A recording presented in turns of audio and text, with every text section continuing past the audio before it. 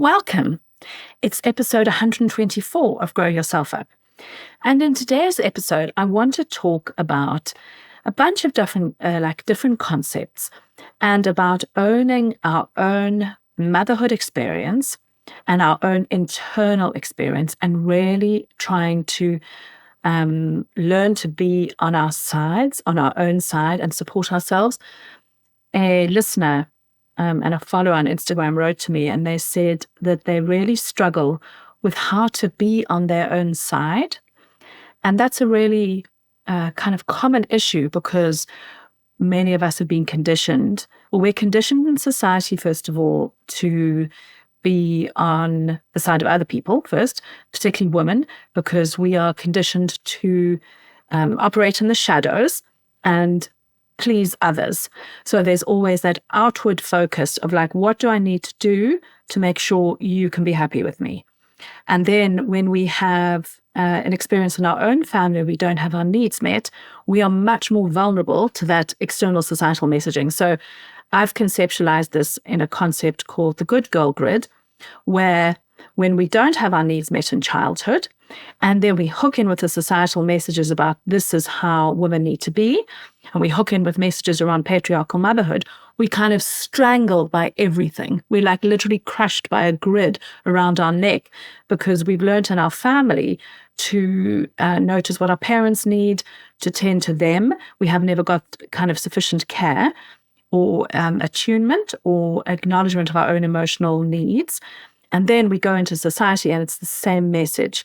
And that we kind of meet that first at school, actually. School is really fundamental in terms of the way it delivers this patriarchal message.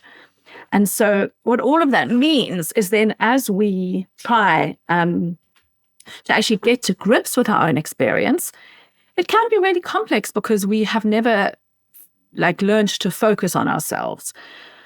And I want to share some of the ways it can be hard to own our own experience and the reasons that it's really, really important actually in terms of going back to the question of how can I be on my own side. So I went on the weekend, I went with a girlfriend to go and see the new Bridget Jones movie. It's called Bridget Jones, Mad About the Boy. And I kind of grew up on that franchise. I love rom-coms personally, so I was happy to go and see it. And I started sobbing within about the first 5 minutes of the movie. And part of me was like, what's going on? Why are you crying? Like, you haven't had exactly the same experience as these children or this person. I won't tell you what happens in the movie in case you're going to go and see it. But there's death, and there was a lot of grief got touched for me. And I was kind of thinking to myself, what's going on? And why are you crying? And I was crying because it tapped into so much grief for me and so much loss around parenting with no parents and the devastation of my children never meeting their parents, no matter how imperfect they were, and just a lot of grief about motherhood itself and about how the experience has been. And so I was able on that moment, so in that moment, not being on my own side was going down that critical route of like, what's your problem? Why are you crying? Why are you being so weird? Like, why can't you just stop crying? And instead noticing, okay, sweetheart, there's something big that's been touched on here for you. It feels really painful, some of the stuff. There's so much loss that's being alluded to and pain. And that's tapping into your own river of pain, and that's bringing up tears for you. So being on my own side in that scenario is really supporting myself with kind language, with compassion, with validation, not sitting there thinking, oh, you're terrible, why are you crying? And the being on our own side goes into the minutiae of all the interactions we have throughout the day. So being on our own side in the morning might mean that we get up a few minutes before our children so we have time to settle a bit before they get up. It might mean actually that we say to our partner, if we're parenting with a partner, please can you actually take care of them in the early morning? I need to stay in bed and regroup for a bit, or I need to make sure I have a shower, or I need 15 minutes to go outside and have a walk. And so the being on your own side is really getting to grips with your own internal experience and then tending to that. And it means not ever criticizing yourself, which of course you will do probably, but then to come back from criticizing yourself, it means learning to deepen into your experience. So it might mean a focus on becoming aware of when you dissociate and why you might dissociate. Because if you are dissociated constantly from your own internal experience, then it's difficult to be on your own side because you're not necessarily aware of what's going on. It might mean that you need to learn a bit more about your interoception and about, have you learned to kind of dull down any listening to your interoception? Did you need to do that in childhood? Or perhaps you over listen, not purposely, this is all going on in your body, but do you need to get more familiar with your own relationship with your interoception so that you can fine tune that? And there's many ways to do that. A lot of this is kind of internal practice with yourself and allowing it. So noticing, oh, okay, I might say to myself, okay, I tend to flip my lid. And I actually don't mean shout in that case. I mean, I tend to get really stressed and anxious about something. So maybe I'm kind of over responsive to my interoception. So maybe I just need to really soothe myself when the specific scenario comes up, whatever it might be, and go, okay, sweetie, that's your kind of overreaction there. That doesn't mean this whole situation is going to be bad. So that's an example of me being on my own side if I'm tending to over listen to my interoception. I would suggest that learning to be on our own side would always mean that we allow ourselves to ask for help. Now, sometimes our self-concept means that we can't allow ourselves to ask for help. Often, and this is a common adaptation when we haven't had our needs met, we are hyper-independent and we think we can do everything by ourselves. And actually, we may indeed be fantastic at operating by ourselves and get like a lot done. We may be really like amazing operators. And so asking for help feels very unappealing because you can't guarantee the nature of the help. It might feel really destabilizing to get help. And then, for example, if you go to a therapist and the therapist is not quite what you like, that can be really devastating, especially if you imagine the therapist is going to sort everything out. It can be really devastating when you ask your partner to help and they don't do things the right way. That can be very devastating. It can be really devastating when we imagine we're going to get certain bits of help from, say, from our family or from anyone, basically, and they don't do it exactly the way we hope that they will. And that can mean that we use that as evidence that actually we should do everything ourselves. And I want to gently invite you into challenging that because I've talked about how, let me give you an example from my life about bath time. I have been very fastidious historically about cleanliness and had OCD about cleanliness in childhood.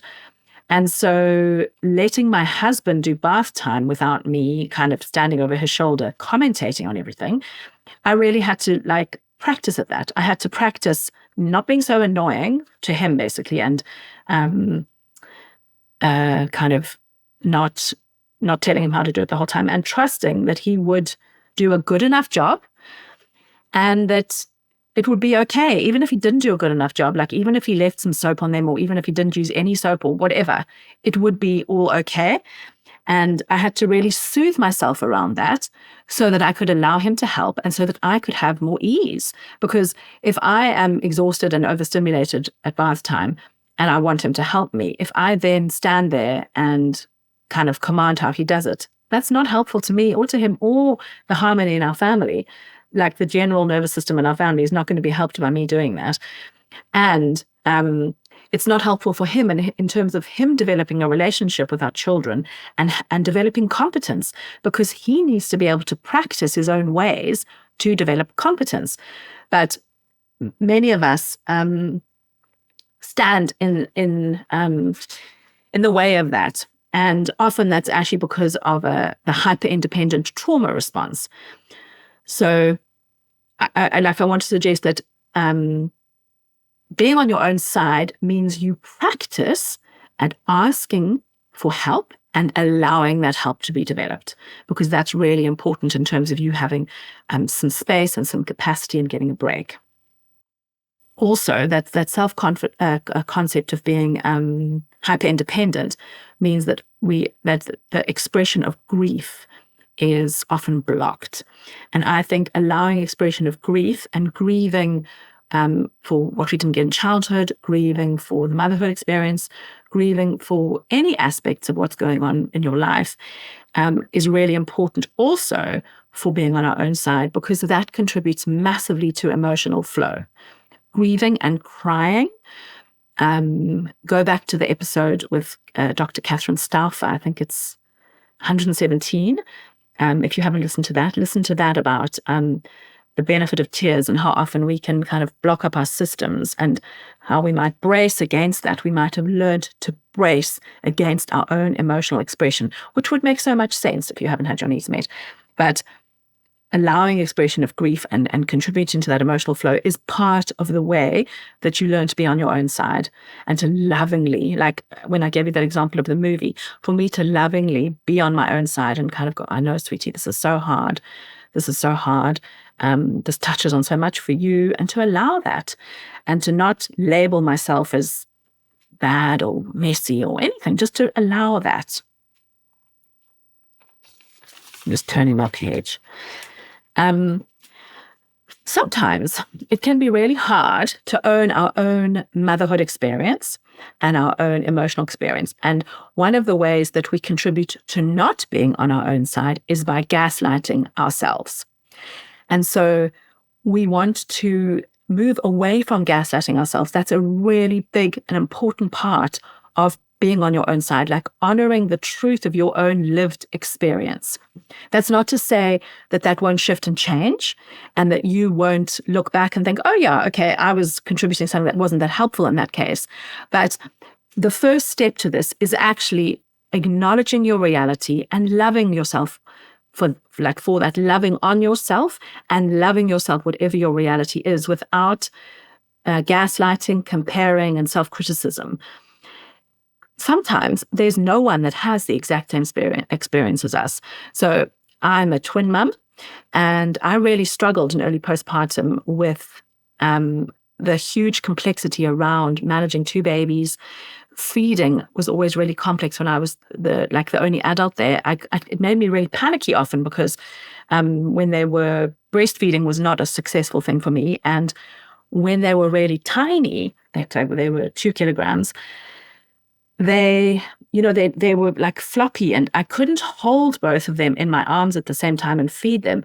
And for about the first 5 or 6 months, they weren't big enough to sit in like a baby Bjorn chair or anything. And so I would kind of, so feeding them at the same time was really difficult. So then I had to tolerate their crying if they were hungry.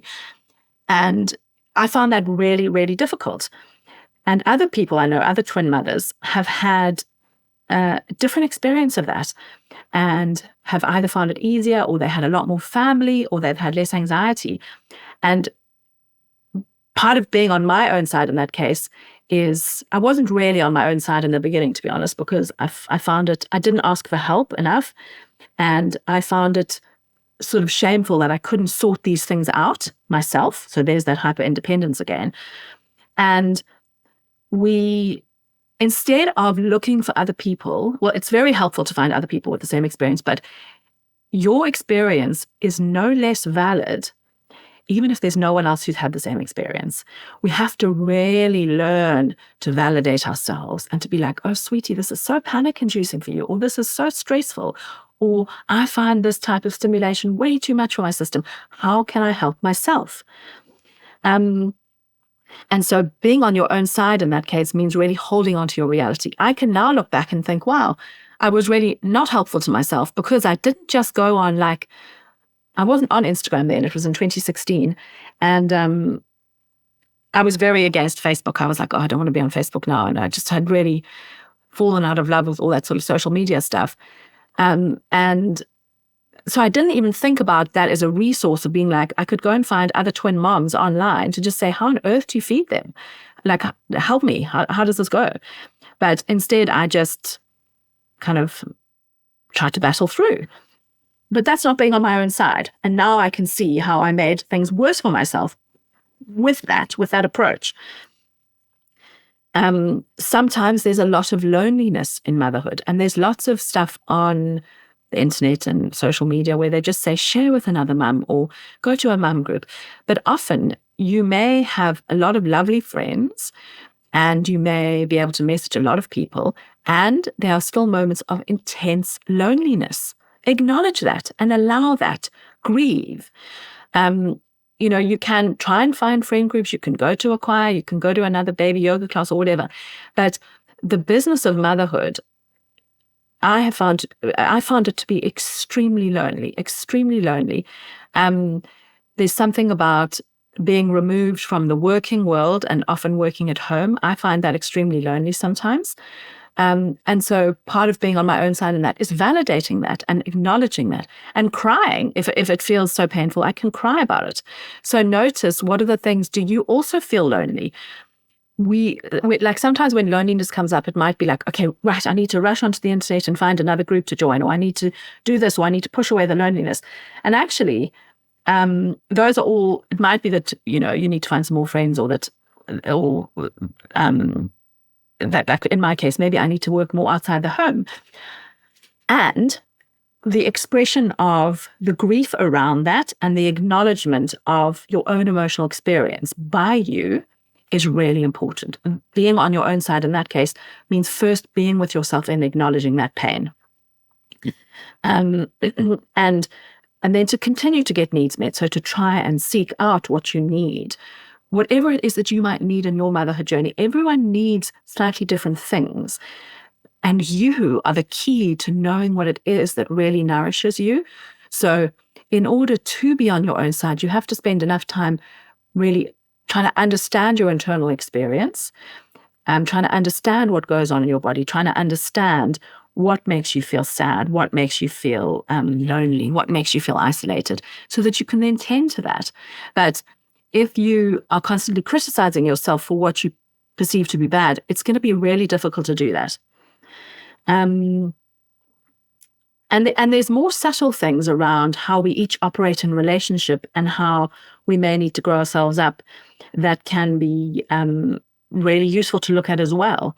So, for example, I've noticed recently in some relationships with some of my relatives that I've been contributing to blockers in the relationship because I haven't been sharing honestly about what's going on for me, and I have tended to withhold information that I perceive, well, that it kind of causes me shame in some sense, and that shame I also have to excavate. But I've been wanting care and support, but imagining that they can be mind readers and know exactly what's going on. So I really had to look, what am I doing here? This is not helpful. This is not being on my own side, because I am then saying, oh, you're not giving me support that I would like and need. But I am actually contributing to that cycle by not sharing honestly what's going on. And so, and that level of, I have to be really honest with myself, not criticize myself for that, and be willing to shift that. And to kind of keep turning up and trying, to keep on trying.